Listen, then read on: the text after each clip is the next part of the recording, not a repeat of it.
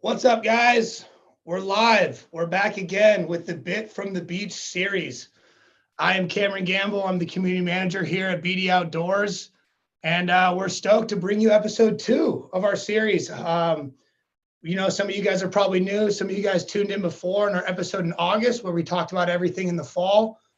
And I am stoked to tell you that this is a second episode of a 4-episode series. We're going to bring it to you live in spring, and we're going to bring it to you live in summer. But here, we're ready to talk about all things wintertime surf fishing in Southern California. I'm here with these legends yet again. We have our surf fishing expert and author of Surf Fishing, The White Line Revolution, Bill Varney. We also have our legendary YouTuber and avid surf fisherman, popular man here in Southern California, Benjie Kim. And now we're also have our legend from Los Angeles, big part of Save on Tackle in Santa Fe Springs, tackle expert Anthony Cannuli. So yeah, guys, as you were all signing in and RSVPing, you were able to type a question and ask, how you guys felt or ask the expert something, and seemed to notice the most common thing was, what do we do when the waves are up? What do we do when the water's cold? What fish are we targeting? The water's brown. The waves are 10 foot. If you guys are located in Southern California, you know what I'm talking about. And if you're anywhere else in the US, you've probably seen the news. We've been getting hammered down here. It's been raining. Waves have been triple overhead. The water is now dirty. We've had sewage spills. So we're going to dive into all of that today. So I'm here with these experts. Thank you guys so much for joining me. And I need to say thank you to our friends at Lucky Craft for supplying some gear. We're going to be doing a giveaway at the end. And also thank you to the guys at Gamakatsu. We're going to be doing another giveaway at the end. And I just found out not even 5 minutes ago, thank you to our guys at St. Croix. We're also going to be giving out a rod at the very end of this. So we have 4 questions for 4 giveaways for 4 lucky members in the live chat. Be active, interact with each other. When we ask the questions, the first person to answer correctly is getting shipped a sick package. All right, well, we're stoked. You guys, if you were here in fall, you might know these professionals, but if you weren't, I'm going to give them a chance to introduce themselves. Guys, I want you guys to, let them know who you are real quick. And then maybe if they weren't tuned in fall, quick intro. But if they were, kind of let them know what you've been doing since then. It's been, 3 months since we've been live together. So, Bill, let's start with you. How you doing? I'm doing good. Yeah, I mean, people who don't know me, just a little overview. I was born in Los Angeles, grew up in California on the West Coast here. 4th generation of my family who moved into Los Angeles in 1866 to here. So I'm fully vested in Southern California. I was lucky enough to work for one of the greatest surf fishermen, Fred Oakley, ever in the late 60s and 70s, and learned so much from him, and have just spent really, the remainder of my life so far just trying to teach people what I learned from Fred and pass it on and find new ways of doing it.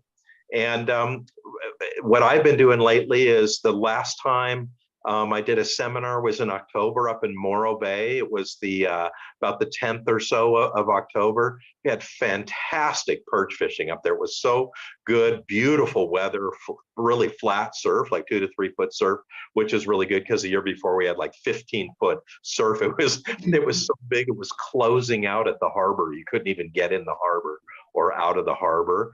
And then lately, of course, this weather has just been horrid. I was down at the beach just a few minutes ago, down here in Del Mar, where I am today. And unless you're looking for chocolate milk, it's some tough looking conditions. Yeah, that's crazy. What's funny is I didn't even realize you were in Del Mar. You had told me you were going to be in San Diego. You could be sitting right here with me. We're zooming from like 10 miles away. That's all right. Maybe we'll meet up, in the next couple of days and get a little session in. Hopefully, I don't know, the waves died down. I think it was 3 to 5 foot today for the first time in 3 weeks. We were looking at, I don't know, anyone in Southern California who lives within 3 miles of the coast got woken up at 2 o'clock in the morning when those 20-foot sets hit the cliff. Awesome, man. Well, great to have you, Bill. Everyone viewing is gonna, learn a lot from everything you have to offer. So yeah, so Benjie, what's up, man? How you doing? What you been up to? Show some of these new viewers who you are and tell everyone else how you been. How's it going? Thanks, Cameron. Thanks for having me.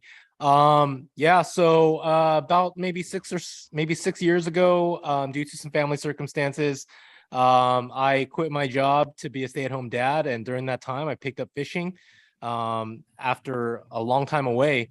And as I was trying to figure out what I wanted to do with fishing, I fell in love with the surf. And I had never surf fished before, and that was probably about 6 years ago. And so just been learning since then.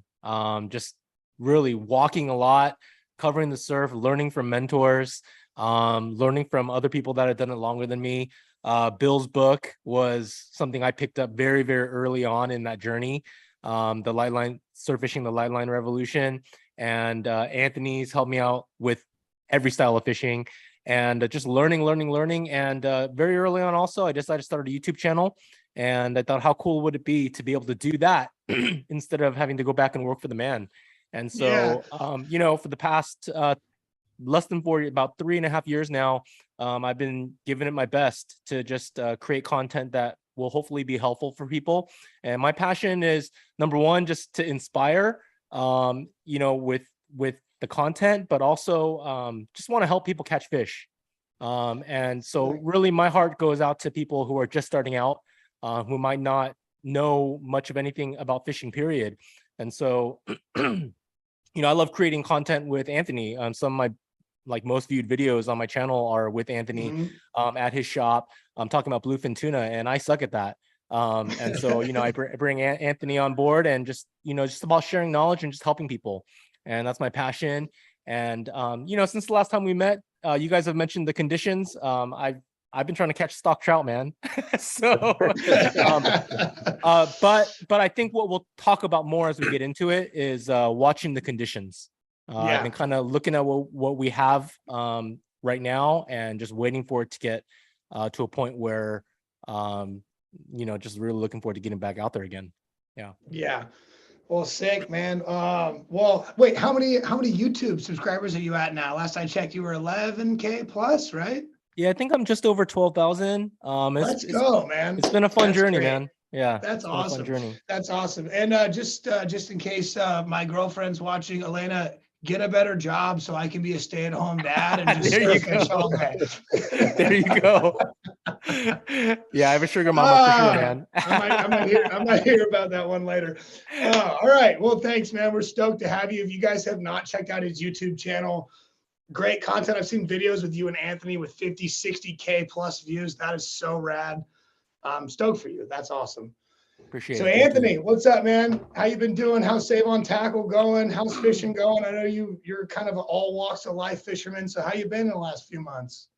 Good. Thanks everybody for having me on tonight. Yeah, I'm a fishing addict. I came over here from the East Coast.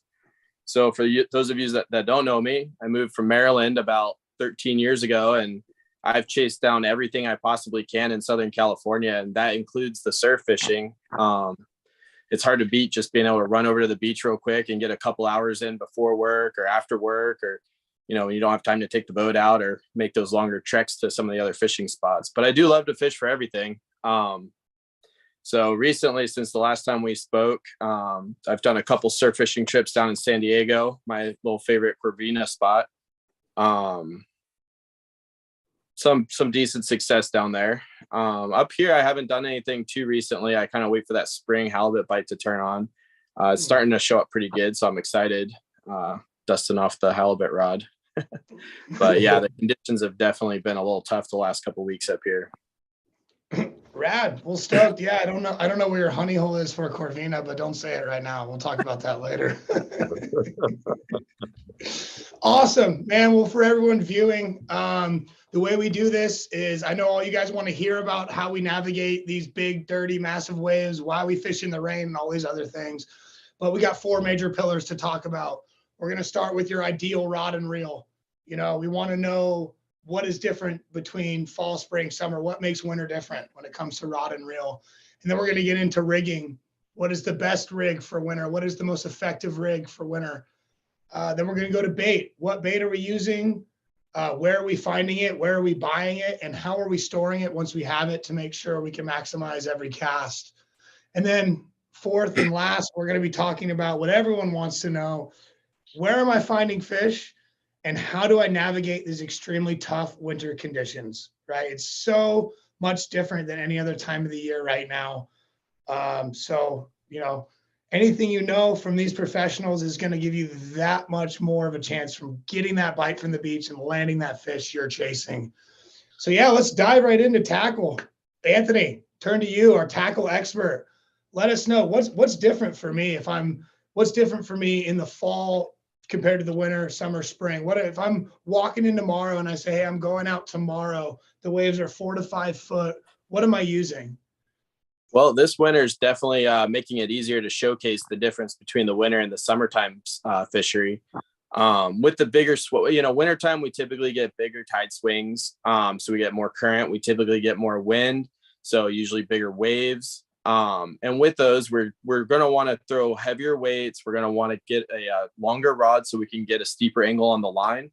So we don't have those waves breaking on our line and dragging that line in a lot closer too quickly. So typically what I'm telling guys to go out there and fish like right now would be a rod that you could comfortably throw a 1 ounce weight on. Typically like a 10 foot rod or a 9.5 foot rod would be ideal. It is the smallest window, this bad weather and big surf is the smallest window of our fishery. So it's not something that, I sell, if you want the best all around rod for the year, we're going to stay with the 8 foot light line stuff. But if you really want to hammer this wintertime fishery and capitalize on some of these big halibut that are around right now, chase some of those early white bass you can get on some of the structure spots from the surf. Definitely something that would be rated. That 10 to 20 is probably going to be where you want to be for the line rating to match that lure weight. I typically break off from my Lucky Crafts a little bit more in the winter time and throw a lot more like the crocodiles, cast masters, something that I can cast out and get a little bit deeper, sink out to the bottom in some of the deeper water where the temperature might be a little bit more stable. And with that bigger surf going on right now, they might be just on the outside of that, waiting for bait fish that get beat up in that surf to wash back down. So I'll throw a crocodile and drag that on the bottom just a little bit deeper than a Lucky Craft will typically get. We also spend some time showing guys how to rig up like a sinker with your Lucky Craft so that you can get that Lucky Craft down a lot deeper. So just any rod, if you come in and you have a set price point that you want to stay in budget wise, there's some incredible options. And there's also some really, really fancy options you can go with too. So I'm a little bit confused, me not being like crazy surf fisherman. I mean, I've been doing my due diligence, but wouldn't a sinker in front of a Lucky Craft kind of mess up the way it swims? Don't they engineer them typically? So like how far from the rig itself are you putting the sinker? What are you doing? A bead and a knot like a Long Carolina without the hook, or what's going on? Yeah, so what we'll do is we'll rig up a trolling weight. So the trolling weights that they use for like salmon, they have swivels on both ends. So we'll tie our main line off to the one end and we'll tie a leader, and anywhere like 2 feet, 3 feet from the weight to a Lucky Craft. And then you can cast that out and you're just going to sweep that across the bottom. So the weight is going to drag that Lucky Craft down. And then you're just going to fish it like you normally would a Lucky Craft, just dragging that weight on the bottom. And you can pause it and let that Lucky Craft float up a little bit. So definitely a great technique to get that Lucky Craft deeper. And still be able to target those halibut with it. But yeah, awesome. Yeah, I mean, I've only, like you said, crocodiles. I've only thrown crocodiles in Baja. I've seen some dudes, in North County slinging them out a bit, but for some reason I never had much luck. But let's go back in the very beginning. You said you like to hang up your Lucky Crafts, whereas Benjie, I don't think you're hanging up any Lucky Crafts, man. What do you have to say about that? No, dude, anytime Anthony speaks, I listen, man. So appreciate anything he ever has to say. I think for me, it's just about knowing what you're walking out to. And so for me, like I've gotten a little bit more choosy about when I go out I do look at the conditions before I go. I look at the wave energy, obviously the tide height. If we got like 3 to 5, 4 to 6. Last week I think we had double digits, stuff like that. Oh, yeah. I'm typically going home or staying home. And then the other thing I'm looking at is the KJs, the wave energy. And so if it's, over 200, showing over 200, then that's going to be a little bit difficult, challenging given what I do. And so I know what I do and I know what I'm best at. And so that is throwing the jerk bait, throwing the lucky craft. But just piggybacking off of Anthony, in terms of putting a weight on there, you can throw the 115 or a 130 or even a 150 lucky craft, and those are sinking lures, and can get a little bit more casting distance. You can also modify the 110 with the Storm suspend strips. They're like lead strips, and you can put those on the bottom, on the belly of the lucky craft. And that's one way to still have the action of that 110, which I believe is pretty special. And so you can weight that, and then give you that extra casting distance, and then it's no longer a suspending lure. You're getting down to the bottom. But like with Anthony, it might not be a bad idea if you are fishing to try the Texas rig, with a heavier sinker.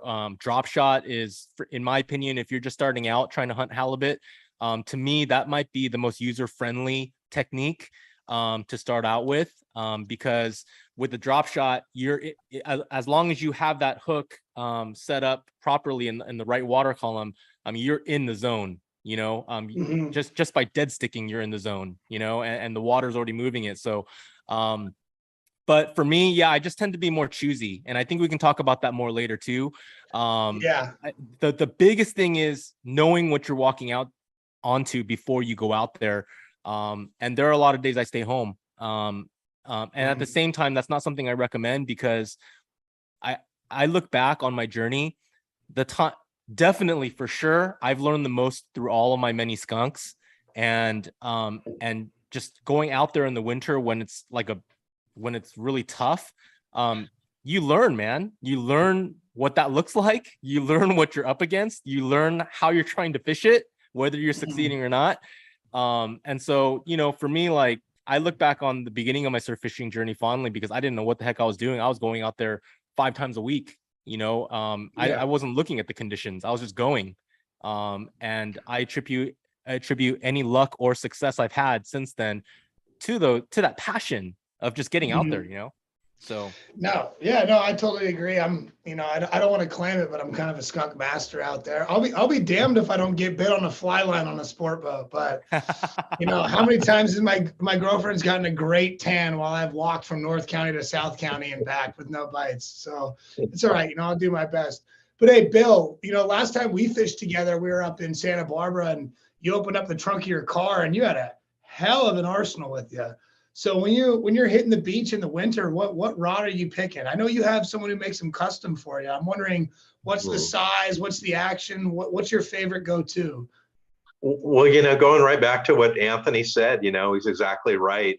First of all, on the sinker issue, whether the sinker is on a drop shot rig, or if it's in front of the Crocodile, the Castmaster, or the Lucky Craft, or the Battle Star, whatever you're using, I've really found for me a 1/2 ounce chrome sinker, torpedo sinker, is really effective, because it bounces in front of the bait, and with its shiny color to it, it has a real tendency to attract the halibut's attention. And then it's almost like, this bait fish is following this shiny sinker, which looks like another bait fish. And of course, it's irresistible to the halibut or these big perch. So people do need to keep their mind open about the idea of saying, like, these lures are meant to be fished tied directly to your line, but there are some applications where you can weight the lures down for sure.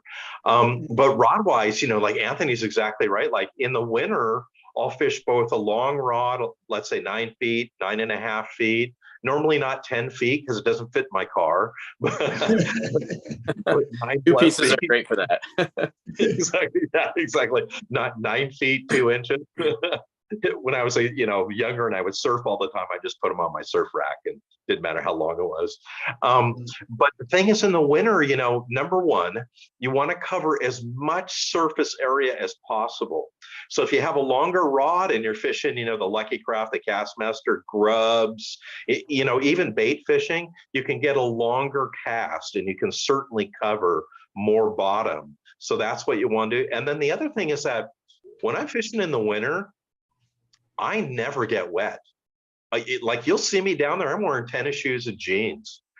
It's because I have a longer rod and I can cast the distance I need to cast and then back up on the rake of the beach, on the rise of the beach there, and fish from that above the waves. And then, like Anthony says, that way it frees up my line to be above the shore break surf zone, which is going to suck my bait in and make my line funky and move in unnatural ways. So normally in the wintertime, I'm fishing that 9 to 10 foot rod on, and in my case, with bait fishing, I'm going to use a spinning reel, like like this reel right here, like a Penn battle reel, something like that, an Okuma, a Shimano, Sedona, or Sienna, and that's what I'm going to be using as my rod and reel combination. But definitely longer. And then in the summer, especially like June, July, when the Corbean are just crazy and they're really in close, I might fish something like 7 feet long, much shorter, because I'm not taking a long cast and I want to be able to look to a certain area and then be under control of my rig as I get it there. My rod is too long, I'll cast over them. If it's shorter, I can aim it right to the edge of a dock, to a rock, to the front of a Corbina. Precision. Awesome. Way. We got some of our members watching, chiming in. Anthony, we got a question for you. This has actually kind of been on my mind too. I've gone through quite a few backpacks, but Edward Medina has a gear question for you, Anthony. He's kind of like, hey man, please recommend a top of the line and a mediocre backpack for combing the surf. He's basically said he's purchased a few backpacks, the zippers break from salt. Me personally, I'm lucky enough to be in the industry. I got some friends at Costa who supplied me with a few things, which is great. But, I understand with the salt wind, especially this time of year, gear can break. So, Anthony, what do you recommend for Edward Medina when it comes to one top of the line and one mediocre backpack? So my favorite one right now is not a true backpack, but it is a sling. So it rests on your back like a backpack, but it's just a single shoulder strap sling. That way I don't have to undo an arm and try to swing it around and work with it or put it in the sand. It's a back sling made by Plano. They run about $35, $35.95, something like that. Nice.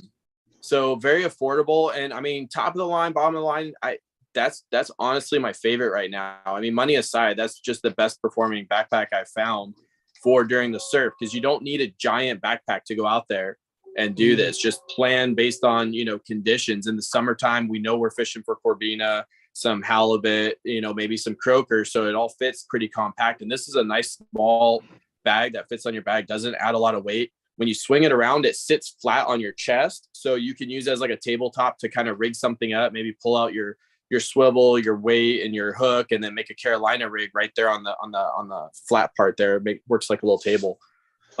That's my favorite one on the market right now. We all know some of the better ones, they've gone away. Yeah. Why, we don't know. So I don't know.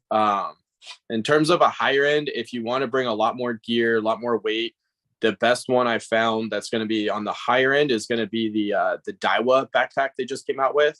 Definitely it's a lot bulkier, so it's not one I'm recommending, but if you're looking for, to spend more money on a nicer backpack, one of the nicest features with it is on the backpack where your tackle trays go, they actually put a frame system in there. So when you pull out the one box, if there's a heavier box on top, it's not sinking down where it's hard to put the other box back in. So it makes it a little more user friendly that way. But if you're looking to carry a lot of gear, that Daiwa one's my favorite. If you like to go nice and light, maybe one rod and a little shoulder sling pack, Plano sells them, and they're really good. I keep them in the shop if you want to go check it out. I'm pretty sure a lot of the tackle shops are going to stock those because it's a great value and it's just a really good looking bag, very functional. For the zippers, you're always going to have problems with zippers. A lot of bags have gone to a plastic zipper even, just to help prevent corrosion issues. What you do is you go to Michael's and you get some paraffin wax and you rub that on your zippers and then work it in. That'll help create it so you don't get the salt buildup on it, and it makes it easier if you do a quick little rinse on it when you get back with some fresh water. It'll help keep it clean too. Sick. All right. Yeah. So Edward, next time you're in Santa Fe Springs, or head on, if you scroll down on this page, you'll be able to see the Save On logo. Click that. It'll take you to their website. Go visit Anthony. Get yourself a new backpack. We're a little ahead on the segment, but I can't ignore this because I know Benjie's got the answer for this. So member J-Dub wants to know, Benjie, what do you change in your Lucky Craft retrieve speeds when the water is so cold? Are you quicker, slower? What's up? Yeah, that was definitely something that I was going to talk about. I was assuming that I was going to talk about. We could, we'll talk about it a little bit next segment, but it's all right. Go ahead, go for it now. Yeah, no, one thing that I noticed this year is different from last year, and every year is different. So this year for sure, once we got into the fall and the water started cooling down, one thing I noticed is even with the fish I caught, man, they were like, the bites were different. They were much more subtle, and they weren't slamming and stopping that lure. I would just feel like a flutter or like a little something. Like they seemed really, really hesitant. So I always say, like with all my in all my halibut fishing videos, is like, or the Lucky Craft videos, is like the slower you consume that thing, the better. And then just ×2 for the fall and the winter during these cold water conditions. They definitely seem to be much more lethargic. So, you know, I might, with me, I fish heavy structure at negative tides. And so I'm fishing a lot of times. If you watch my content, I have my rod tip almost at a 90-degree trying to prevent snags. But in this case, I might risk it and lower the rod tip a little bit more to get it swimming down into their face a little bit more. Might risk losing a lure, but at the same time, you're trying to get bit. So slower and lower. And all the more so. So I feel really, actually the fishing that I did in November and early December, I felt really stretched because I found myself working on like really trying to slow things down even more beyond what was my comfort level, and just pushing myself to do that. So that's one thing that I found. I don't know if that, hopefully that answers your question. Yeah, no, I bet J-Dub would love that. J-Dub, low and slow. All right, guys. BD Outdoors has just launched a travel channel. I don't know if any of you guys have seen it. We're going to cut to an ad really quick, take a minute break. Check out Loretto. It's a rad place. So we'll be back to you in about a minute.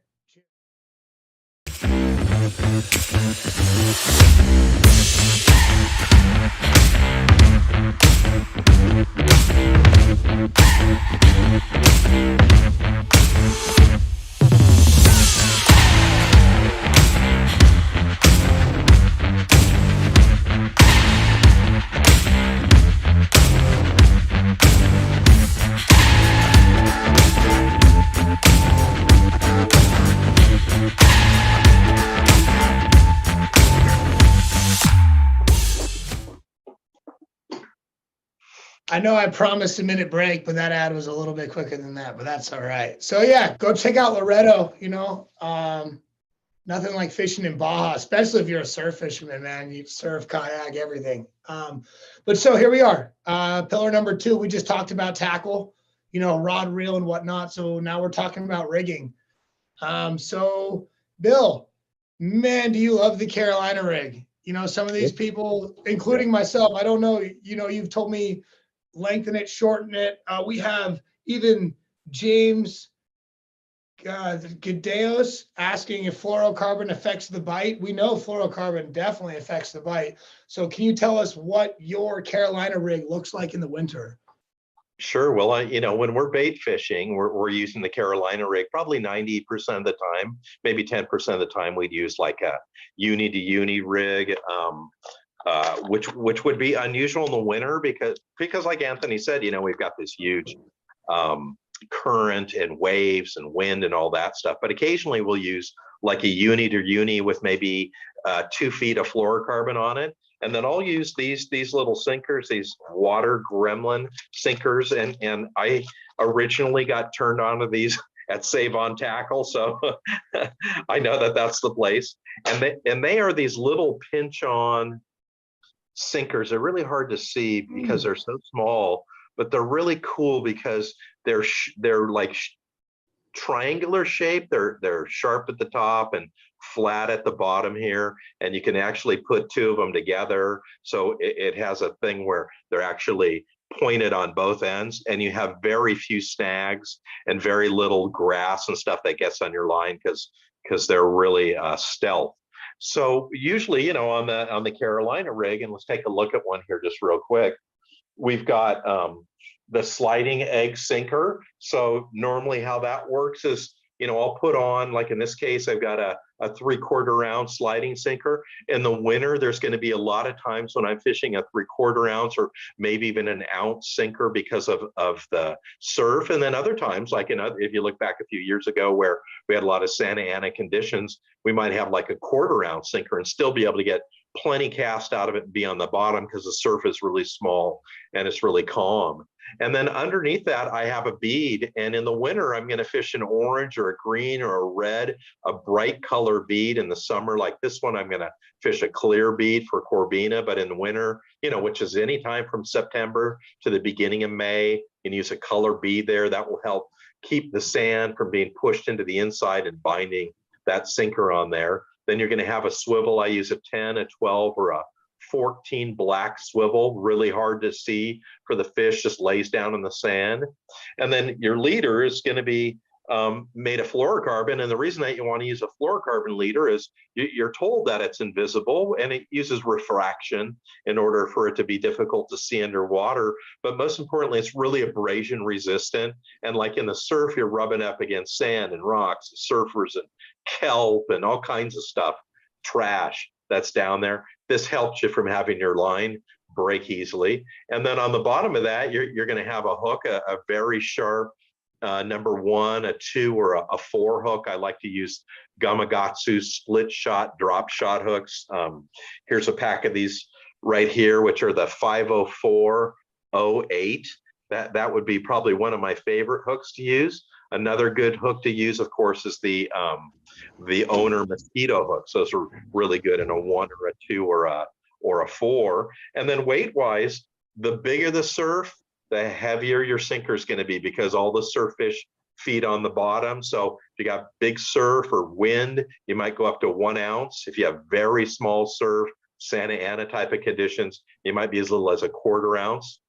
And then the same kind of rule is true for your leader material. And the fluorocarbon, if I'm out there and the surf is big, I'm going to have a very short leader, maybe about 10 inches long at the longest. If I'm down there and it's Santa Ana conditions, calm, really clear water, could have up to 36-inch leaders. So the bigger the surf, the heavier your sinker.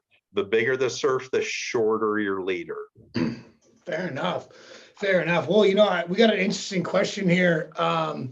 Current Jam is his name. He's new to SoCal. He's from the East Coast. Hey, Current Jam, despite what everyone's told you, we're not that terrible of people. Welcome to SoCal. Thanks for tuning in. Hey, he's wondering if bucktails are a good option for our local surf. Bill, what do you know about bucktails? Okay, I have not used bucktails in the surf, but this is what I do know about what works in the surf. Surf fishing is very similar to freshwater trout fishing. Many of the same things that work for trout, whether they're MEPS lures or super dupers and so forth, work in the surf also. As a matter of fact, Benjie, where I live up now in Colorado, we go fishing all the time in the summer with Lucky Crafts in the lake because we catch these 8, 10, 12, 14-pound trout up there, these giant cutthroat trout that eat the same thing we fish in the surf using the same techniques up in the mountains there. So I would say as a bucktail is concerned, if you had a small, lightweight bucktail, 1/2 ounce, 1/4 ounce, 1/2 ounce, certainly something worth trying in the surf and see if it works. Because there's a lot of people like at the Fred Hall shows back in the past who would come up to me and say, look at this picture of this fish I caught. I caught it on a MEPS lure, a super duper, or something like that I would have never imagined would work. Crazy. No, that's crazy. Well, yeah. So as we push through this rigging segment, we've already said the words Lucky Craft so many times. And shout out to our tech friend here running this whole thing. Gil, you're a legend. Can you please put that photo up of Benjie with his halibut so everyone can see what is possible during the winter? If you want to catch a decent sized halibut on a Lucky Craft, I hope you're looking at it right now because that's a beauty. Benjie, how are you rigging these things up? What knot are you tying? How long is your leader? What's going on? Yeah. Yeah, Anthony alluded. Anthony alluded to it when he was speaking earlier too. Is it does seem like in the wintertime, fall and wintertime, some of the bigger boys come in, and it's a good opportunity to catch possibly your personal best, which is what happened to me.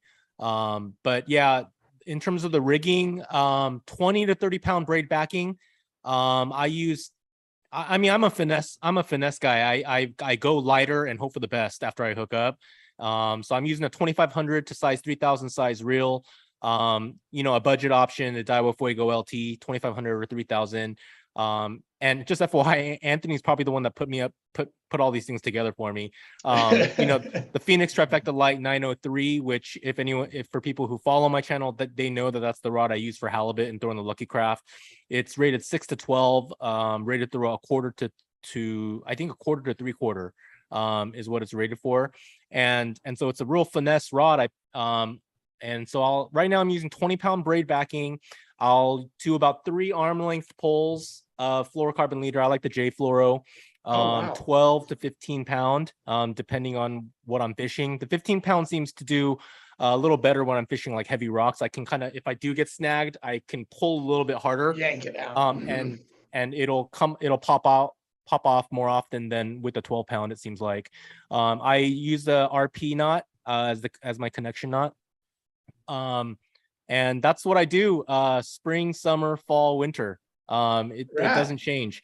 And especially in Southern California, I mean, we've had some really, really dry weather.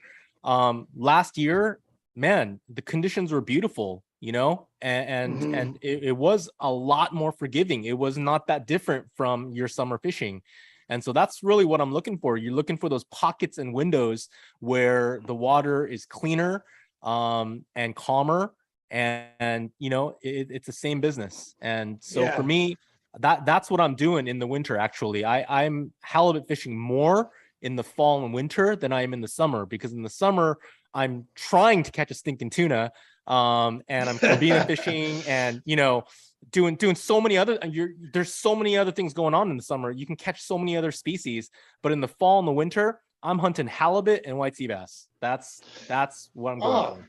Hey, well, in the summer, man, BD's got some charters lined up. We haven't told the public about it yet, so I won't go blowing top on this, but Benjie, you got to come out with us, So, hey, before we move on to the next section, Anthony, real quick, talking to everyone, it seems to be a question, which I guess for me as an offshore fisherman is never a question: fluorocarbon, fluorocarbon, fluorocarbon. I'm always fishing fluoro. Top 3 brands before we go to commercial. What do you think? So the Daiwa fluorocarbon I like a lot. Great value. It comes in a bigger spool with a really good price point. The Seaguar Gold Label for all your finesse stuff. Really good line. And then if you want to throw around structure, I recommend throwing something that has a little more abrasion resistant, like the Blue Label from Seaguar or the Inshore from Seaguar. Both are really good options. So I'd say that my top 2 brands would be Seaguar and that Daiwa J Fluoro. Especially for the surf fishing, because they come at a great price point and great value. Awesome. Rad, guys. All right. Well, we're going to take another minute break really quick. I know the last one was shorter than promised. I guarantee you this one is 60 seconds American time. We'll see you back in a minute.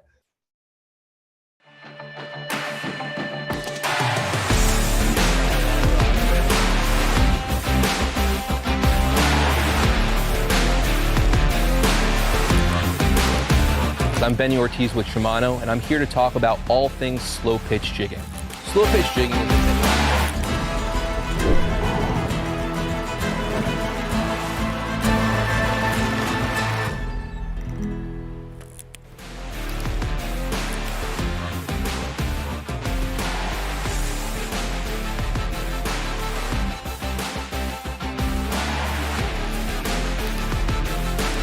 We We are a sustainable seafood company specializing specifically in local products caught by my family. San Diego Bay's year-round fisheries. Visit bdoutdoors.com to check out And it's all of our all by premium itself, so you featured have miles content of beach. and much more. That's cool. Awesome. Yeah, guys, we are back here. So we're going to move into the third pillar of surf fishing, bait. All right, so bait. What bait do I use? Where do I find it? How do I take care of it? How do I store it? When I think winter surf fishing, I turn to the Shorebound series that BD Outdoors has. If you go into our nav bar, go into fishing, go into surf fishing, check out the Shorebound series published by BD's very own intern Ira. He's out in Japan right now. He'd love to be here, but he can't 'cause he's out in Japan eating sushi and having a good time. So you guys might see him in the spring. If you haven't met him, you'll be excited to meet him in spring. But the three things that he told me are mussels, ghost shrimp, and sidewinder crabs. So, Bill, let's start with you. What is your favorite bait? Is it those three, one of those three? Is it something I haven't mentioned? What do you think? Well, first of all, my favorite bait is a bunch of different baits. And this is why. It's like if I go down to the beach and I have, let's say I just have mussel, then I'm like jumping to the conclusion that that's like what they're eating that day, and maybe they've been eating mussel all month long and they want a worm or something. So my first tip there is I always try to get clams, mussel, ghost shrimp, sidewinder crabs, lugworms, and bloodworms. And although I don't have all of those all the time, I do my best to have a variety of baits so that if I get a bite or I don't get a bite, I have something to change to see if it's working better. In the wintertime, when you look at all the baits, of course, sand crabs are not going to come to the surface and occur in such big numbers in the winter once the temperature of the water is below 60 degrees. They'll go into hibernation. There are basically three varieties of sand crabs in the world. And they're all over the place, by the way, sand crabs. You can get them in Fiji, in the East Cape. You can get them in Santa Barbara. You can get them in Seattle. I mean, sand crabs are everywhere on the planet. They're a little bit different depending on where you go and the way that they look. But here in Southern California, they just disappear completely or almost. I mean, I know places you can get them, but in the winter. And what happens is, like, let me give you an example. Let's say that you want an apple, and like all of us know that the apples, the good apples, they come from Washington, and they're like in the fall. That's when apples are harvested. So if you go and you get an apple in March, it doesn't taste very good, or you get one in August. It's really not very good. And so that's the same with sand crabs. When sand crabs come to the surface in Southern California in April, the beginning of May, and lasts for about the first weekend in October, that's what fish are gorging on because they're here in great numbers, and that's what they're used to finding in the areas where they live. In the middle of the winter, when they can't find a sand crab, if you have found some nice ones and put a big one on and cast it out there, really nothing's going to bite it because big fish didn't get big by being dumb. They got big by being smart. And like you look at a Corvina, 17 inches long, it's probably like 15 years old. And it didn't get 15 years old by just eating anything. So in the winter, one of surfish's favorite foods, in particular for big perch, are sidewinder or line shore crabs, which you'll find on the rocks. So when you walk out on the rocks and you look down, you see these little crabs that are, about this big, the size of a $50 to maybe a dime, that are green and brown and sometimes a little bit orange. And those work really well because in the winter, fish, in particular Corvina and spotfin, they back into the rocks in the wintertime. They find rock structure where they can find not only food, but a place to hide out of the surf and the wind and the swell and the current. And what happens is when the waves break on those rocks, it washes off limpets and mussel and sidewinder crabs, and that's what they eat. So in the wintertime, particularly the deep winter, which would be December, January, February, sidewinder line shore crabs are by far one of the greatest baits in the surf. And that's what the current state record for, the last two state records for barred perch were caught on was these sidewinder crabs. Yeah, I mean, when you're fishing the jetties and stuff, you got to watch out for those sidewinder crabs. They'll take your damn toe off if they're hungry. Gamakatsu makes the, yeah, like you were saying, the Gamakatsu makes those, they look perfect. All right, yeah, they look a lot like them. yeah, no, I mean, they scare me. I dropped one in the house and my cat freaked out. She was like, what is that? I'm like, no, it's a fake crab. It's made out of rubber. Well, there's a fellow named Ron Schmidt, and Ron holds a bunch of state records in California for surf fishing, and he's known as Sidewinder Ron. He uses them all the time. And one of the first times I met him, I asked him, what size do you use? He says, well, you can use any size you want. You just want to rip off the claws so they don't pinch you. And that's when I looked down to shake his hand, and he was missing 3 fingers. Jesus. So there you go. Wow. I would love to have a beer with Sidewinder Ron. Wow, that's awesome. All right, real quick. Anthony, so if someone's not so excited to go hunt for sidewinders or hunt for gross shrimp or hunt for mussels, what's the best way to buy them? Do you guys sell them at Save On? Do most local tackle shops sell them? Help our guys out here. Yeah, most local tackle shops will sell, especially the mussels, clams, the lugworms, bloodworms, ghost shrimp. Some shops will have the live bait set up for the ghost shrimp. Some will have them frozen. For the sidewinder crabs, I haven't seen a shop sell live sidewinder crabs. I don't know what the restrictions on harvesting them and selling them and all that is. But they're not that hard to catch, especially if you go to the bayside and start digging around rocks. If you find a pebbled beach area, you could harvest a few pretty quick. And in terms of storing all your bait and stuff, I like to go and get my bait beforehand, especially my frozen bait, like my mussels or clams. Keep it in the freezer, bring it in a little like lunchbox style cooler, just something really small that's easy to carry around so it's not thawing out as fast.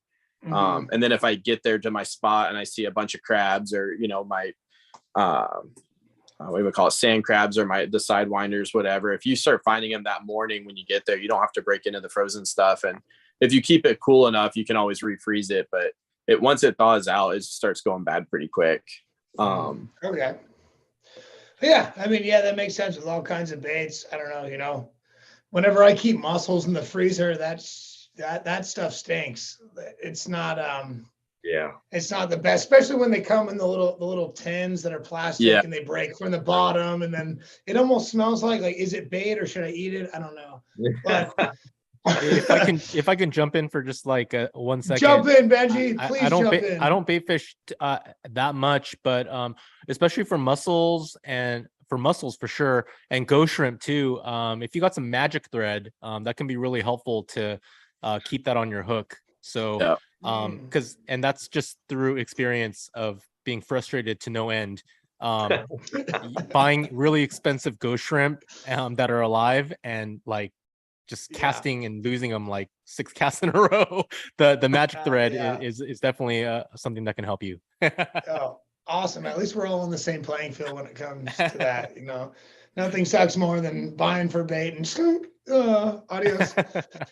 All right, guys, we're about to enter our 4th and final segment, but this last minute break is not a minute break. It's about a minute and a half, minute 50 seconds.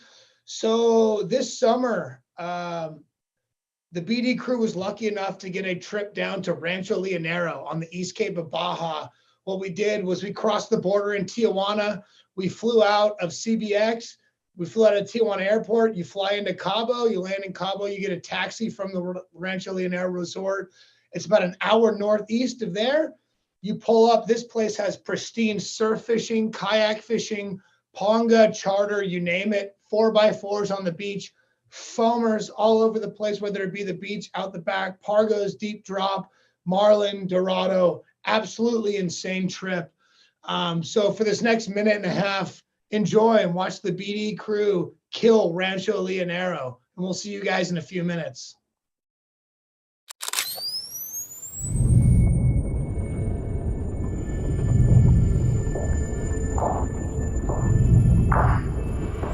Try to catch me howling at the moon.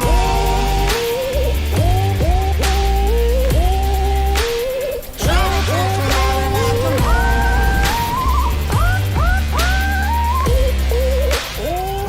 at the moon.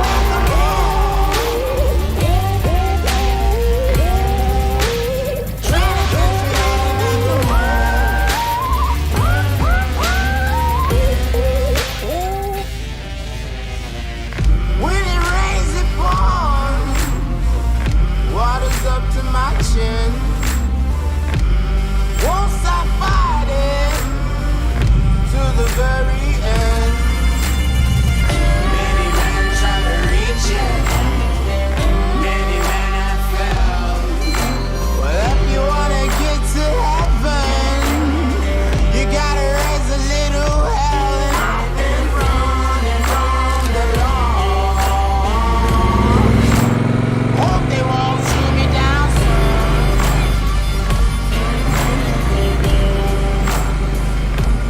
They say no to sleepless nights.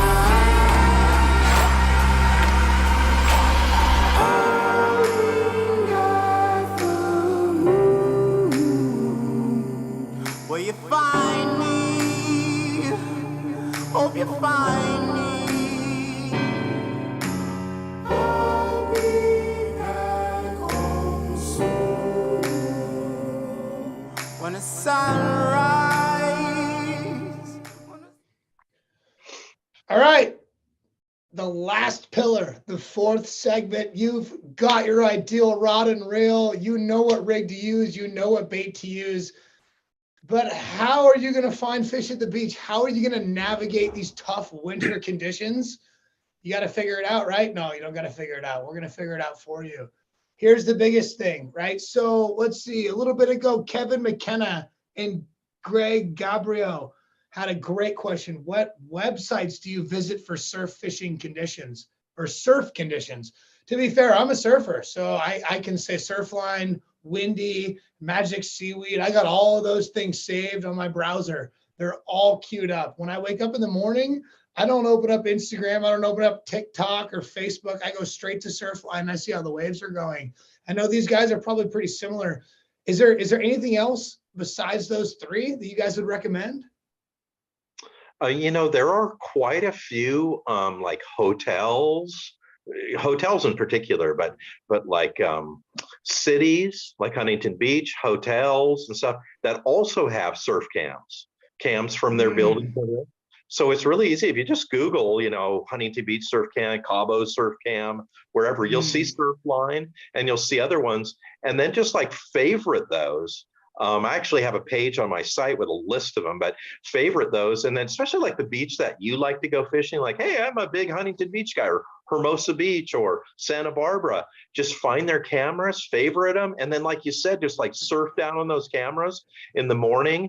And what's good about that is like you can not only see the conditions, but you can see how crowded it is when people show up, whether it's windy, and you can see trends. And based on those trends, you're like, hey, it's really glassy in the evening this last week. I'm going in the evening. So yeah. All right. Well, for Kevin and Greg, just so you guys know, I'm an avid surfer as well as the fishing side of me. So to see all these cams, Surfline's not paying me to say this. Surfline, I love you. I pay $9.99 a month just to see the waves break all around my house. My grandpa can't believe it. He used to walk his ass down to the beach and check every day. And I check from my iPhone at 5:30 in the morning or whenever the sun comes up. So if you guys are interested, I would look into Surfline and see if there's any breaks around you. But if not, yeah, utilize what Bill said. Find the free ones. Hey, no reason to pay money if you don't have to. But Yeah. All right. So, all right. You gonna say something, Benji? Oh yeah, I was just gonna say, yeah, Surfline for sure is a great one. And when you're looking at that, look at the tide, 1 to 2 to 2 to 3 is, those are the days that you kind of look ahead of for, and then also look for the periods. And I like fishing longer periods. So if you see a double digit period, 10 seconds, 15 seconds, 18 seconds, it generally means it's going to be a little bit less power. And it's going to be a little bit more forgiving. So those are two things just to look for when you're looking at those apps. Yeah. And for those of you who don't know, the period of swell is a distance between the wavelengths. So a longer period means they're not going to be as impacted. It's not going to be as broken up. That impact zone where your line and bait is, or where the surfer is getting all pounded, it's going to be more spread out. You're going to have more time to fish. But all right. So Benji, you and I were on the phone, what was it, maybe 2 weeks ago? And you were telling me some pretty interesting things that I'd never heard of. You were like, there's a lot of benefits to fishing in the winter. As long as you can navigate the challenges, right? You can navigate the high surf, navigate the dirty water, navigate the crazy tidal swing. We have these king tides and these weird full moons. What, Benjie, would you say are the benefits to fishing in the winter? I mean, it's just the opportunity. I mean, it sounds cheesy, but I really mean this from the bottom of my heart. It's the opportunity to learn. And I kind of touched on it earlier. Those times fishing during the winter are the times that I've learned the most. Like I said, this is a particularly harsh winter, and so every year is different. And so I actually haven't surf fished in close to a month. Actually, Oh, wow. just been avoiding it. But honestly, that's to my detriment. That's to my detriment because I've been doing it like a little while now, and so now I know what good is, and so on and so forth. And what am I missing out on? There's still fish out there. There's, like I said, big halibut out there in the wintertime to be caught. I believe I didn't see the picture that you posted, but I'm assuming it's a 32-inch that I caught. Yeah, it's the one. Yeah, that was caught in I think the first or second week of January last year. And that particular day, it was beautiful conditions. There were birds bombing, there was bait up close. And so you walk out onto those particular days and you can strike gold because no one's out there. And well, so here's the thing though, right? Me and Bill were on the phone and I said, Bill, man, I haven't fished the beach in quite a bit. And he was like, well, maybe you're looking too deep into it. Don't actually fish the surf, go inland. What we got, I live in North County, San Diego. For those of you who aren't from San Diego, North County is basically a mile or two north of La Jolla up into Oceanside before Camp Pendleton turned into Orange County. In North County, a lot of the estuaries and rivers are protected. So you can't really fish there. The only people who get away with it are the little groms with their little rods, and they can get in and out. But Bill, you said that you like to fish the estuaries. So what were you saying about big fish getting pushed back by big waves? Well, when the winter comes, most of the surf fish come out of the surf. There's too much swell. There's not enough food there. So they're going to go find a place to hide. Where's that going to be? It's going to be inside of harbors, estuaries, bays, and they're going to be transiting in and out of those too. Not a long distance out, but out along the rocks in order to feed, or the beach that's adjacent to there. And there's a lot of those, of course, in Orange County. You've got, the Bolsa Chica wetlands, the Talbert Marsh, the Santa Ana River, and on and on and on. You can just go on Google Earth and you can look from Santa Barbara to San Diego and find places where there's inland salt water that is making its way in and out based on where the current is and what the current is doing. So there's a lot of opportunity, but just the best tip for everybody in the wintertime is concentrate your fishing efforts near structure where there's rocks like jetties and offshore rocks, piers, pilings, docks, harbor entrances, not on the open beach as much as finding areas that are somewhere adjacent to structure where these fish can hide from swells and current, and they can also find food that washes off those rocks. Yeah, that makes sense, right? I'd run for shelter when it gets heavy. Really? Anthony, you had mentioned Corvina. You had said earlier that Corvina go tucking in. Where are you looking for those? Back bay, mid bay? By structure, what's your go-to? Send me a that? GPS location, Anthony. Yeah, right. Drop me a pin, please. I'll be there tomorrow. Yeah. I definitely like fishing the back bay Corvina. It's a blast in shallow water with topwater baits. There's a ton of cool areas. From LA all the way down to San Diego where people don't even think to fish that have quite a good little population of them.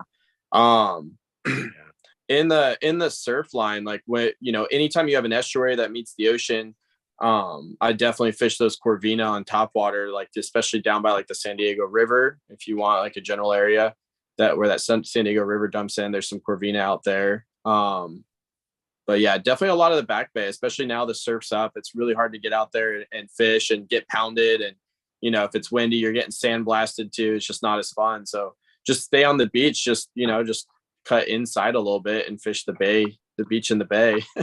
Yeah, no, yeah. I don't want to blow out a ton of spots here, but if you're in, I don't know, LA, I don't know, OC,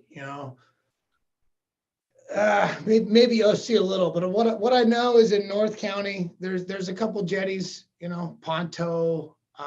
There's a lot of Flat Rock at Terramar. You go South County, you can't go wrong with Mission Jetty. I'm pretty sure one of the photos we threw up earlier was probably Mission Jetty. But yeah, so look at us. We're at 7:01 p.m. We've been live for a whole hour. I think it's time to give these guys some free stuff. Cool. Awesome. Well, hey guys, thank you to everyone who's been tuning in. I hope you either been taking notes or you're going to go back to the Surf Fishing channel to watch this over and over again. But if you just came for the free stuff, then I hope you know your know your stuff. All right. Big shout out to Lucky Craft. Lucky Craft is offering a lure set, a couple hydro minnows. Benji, why don't you show everybody what's at stake here? Yep, these are the Flash Minnow 110s. Rad, some Flash Minnow 110s. This time of the winter, maybe go with a little bit of sinker above your fluoro. Drag it along the bottom, let them swim right. Maybe you might be getting the best halibut of your life. Like they said before, if you forgot, rewind, listen to what they say. This is coming to you for the first person to give you this answer. And I'm reaching out to all those BD members who've been loyal for a very long time. The question is, what year did BD Outdoors start as a fishing forum? I am waiting for the answer. Do you not know this, Bill? Can we Google it? You can't. I mean, I'm sure everyone else is Googling it. Yeah, I'm pretty sure. Whoever can Google the quickest. Oh, Evan DeBonio. Evan DeBonio. Shouts to you, bro.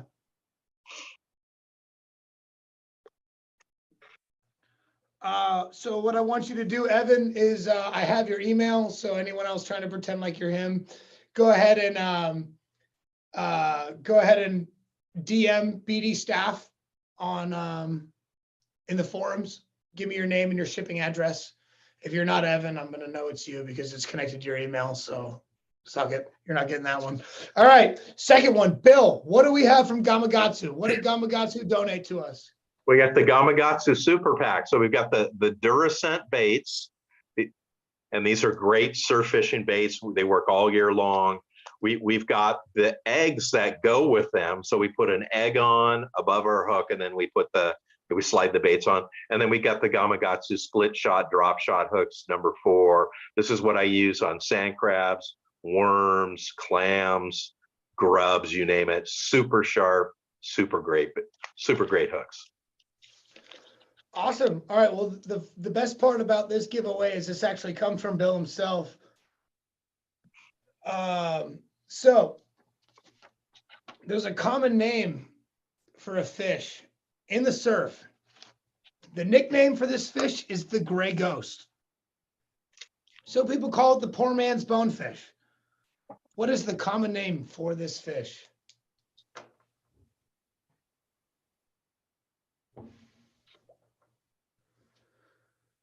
Answers flooding in. The gray ghost of the surf it is. The gray ghost of the surf. You guys might be confused about a normal ghost. I'm sure Jeff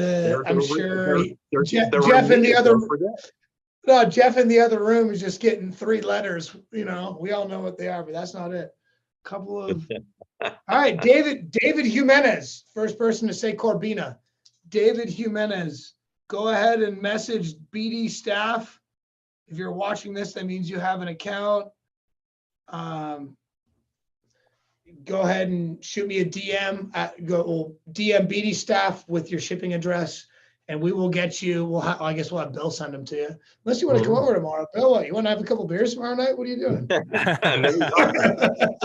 Why are we waiting until tomorrow? Oh, you're right. I actually got a couple steaks. Let's grill tonight. All right.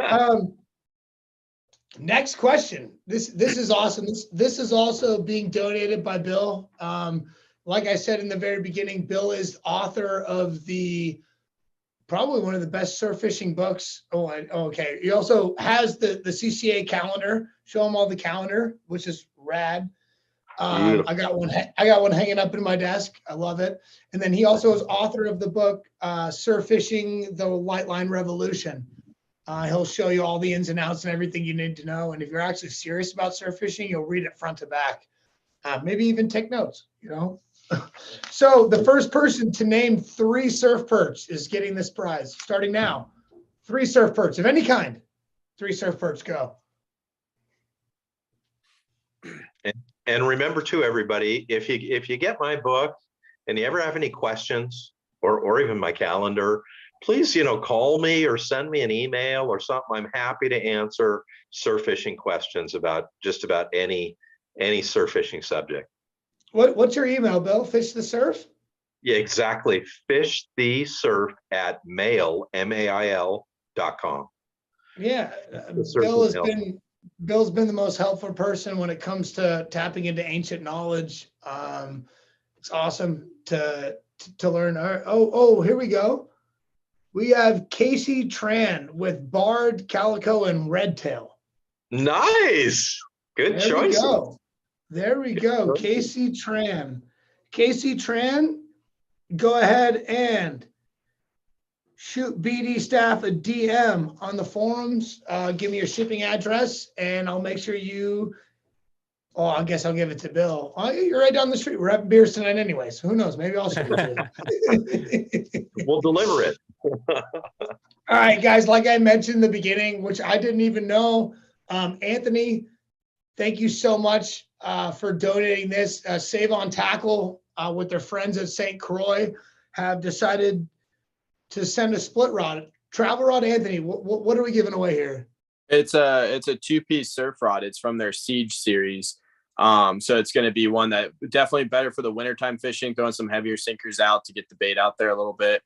So yeah, we can figure out, whether we're delivering it or something meeting up or whatever. So, yeah, logistic wise, but yeah, it's a pretty badass little surf rod and they could use it for a bunch of stuff, but especially if they live up in this area, fishing Palos Verdes, that would be an ideal rod. Awesome.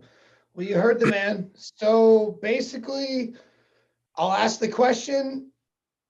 The question is, what is the state record Corbina with a B, Corbina?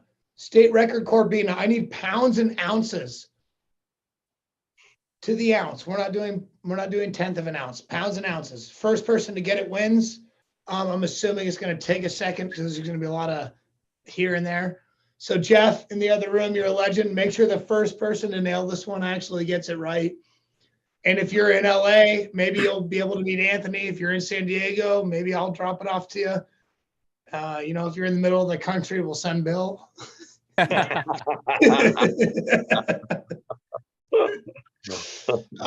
Santa Barbara, Benjie, you're in North LA, yeah, Benjie? I'm actually in Orange County.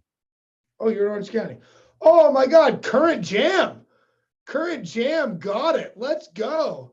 Current Jam's a legend. He was asking about the bucktails, new to Southern California. Right. Good job. Current Jam. Welcome to Southern California, Current Jam. That's so rad. Well, I'm stoked, man. Go ahead and send me a DM. DM BD staff. Send me your address. We'll either have it shipped to me than you, or we'll work something out. You said you're new to SoCal. You never said exactly where you're from, but you don't have to give all your secrets away now. We already know you're a non-local, so we'll stop roasting you then. But Benjie, where at in Orange County? I live in Cypress, so okay. Yeah, just like right smack in the middle. Probably closest beach is probably like Seal Beach, like the Long Beach area. Mm-hmm. Okay, cool. All right, guys. Well, if you're ever in LA County, these guys are going to take care of you. What I highly recommend is you stop into Save on Tackle, Santa Fe Springs, in LA. Anthony, if you don't know by now, he knows everything there is to know about the odds and ends of all gear. If you enjoy watching rad ass content and you want to watch more fishing, you got to follow Benjie or subscribe to Benjie's YouTube channel. Absolutely insane. He does such an amazing job of taking absurd fishing concepts and boiling them down to the average angler and teaching you how to go. If you have not read The Light Line Revolution, or you've not been on to fishthesurf.com, Bill Varney, he knows everything there is to know. He's been around shit. You could, he knows everything there is to know. Let's be honest. Benjie, you had said in our fall webinar, if you guys haven't seen our fall webinar, Benjie had read Bill's book before I even knew that they were both going to be on the same webinar. The surf fishing world is very small. It's very tight. The way to be successful is to communicate and take advantage of everything around you. So thank you guys so much for joining. Remember, BD Outdoors started as a fishing forum. We have a surf fishing forum. Go into the forums, scroll down, find surf fishing. There's literally a forum dedicated to surf fishermen. Talk, interact, what's biting, what's not, what's working, what's not. It's the best way to get bit is to talk to each other. Same as the sport boats, We're not in Alaska. We don't have any coordinates. We're not mad over who's poaching our spot. We're working together to collectively enjoy the art of fishing. So thank you guys so much. Benjie, Anthony, Bill, thank you so much for joining me. Everyone who's tuned in, thank you so much. And I think it's safe to say we'll see you guys in the spring.